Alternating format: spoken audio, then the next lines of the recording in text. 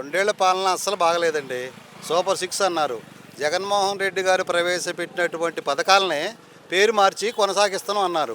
కానీ ఆయన పెట్టినటువంటి పథకాలలో ఆయన లబ్ధి చేకూరినట్టు ఇప్పుడు ప్రజలకు ఎవరు కూడా లబ్ధి చేకూర్చట్లా. నిరుద్యోగ భృతి అన్నారు. నిరుద్యోగ భృతి ఇంతవరకు లేదు. మరి బీసీలకి 50 సంవత్సరాలకే పెన్షన్ అన్నారు. ఏది ఇంతవరకు 50 సంవత్సరాల పెన్షన్ ఇచ్చారా? బీసీలు ఎదురు చూస్తున్నారు 50 సంవత్సరాల పెన్షన్ అని.